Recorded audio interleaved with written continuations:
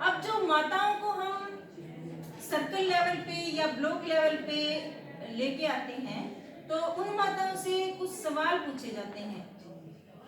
और वो सवालों के जवाब माताएं देती हैं। अब हम किस तरह के उनसे सवाल पूछते हैं, जैसे अपने विभाग से रिलेटेड ही पूछते हैं उनसे, भी पोषण से संबंधित, बच्चे का पालन पोषण कैसे करना चाहिए, उन्हें जो 6 महीने के बाद आहार देना है, जो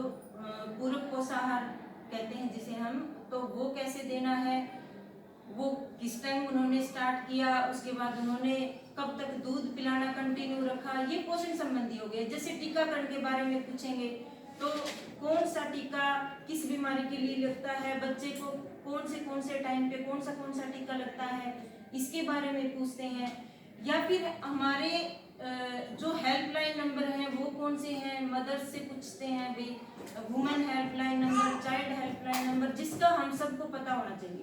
और आंगनवाड़ी वर्कर अपनी मदर्स को इन सब सवालों की तरह से तैयार करके लेके आती है। वो वैसे तो वो सभी को तैयार करती हैं अपने एरिया में, मदर्स मीटिंग भी उनकी होती हैं, सीबीई भी होती हैं, VHSND भी होती हैं, तो वो अपने जितनी भी बेनिफिशरी हैं गांव में वो सभी को मोटिवेट करती हैं। पर उनमें से जो एलिजिबल है उन्हें हम सर्वोत्तम माता पुरस्कार के लिए यहाँ पे लेके आते हैं, वो ही एलिजिबल होते हैं। इसमें एक ये भी है ना कि बच्चों के साथ साथ माताएं वैसे कितनी सामाजिक तौर पे अवेयर है अपने अधिकारों को लेकर के, तो उससे रिलेटेड भी सवाल किए जाते हैं। जैसे हेल्पलाइन नंबर है, अब घरेलू हिंसा को लेकर के हैं, तो ये कुछ अलग से भी पूछा जाता है कि माताएं हैं आज के सामाजिक परिवेश के दौरान अपने आप को कितना अपडेट रख रही है, कितनी उनको करंट की जानकारी है। और ये मेरे ख्याल से हर महिला को इसकी जानकारी होनी चाहिए कि घरेलू हिंसा को लेकर के क्या एक्ट है,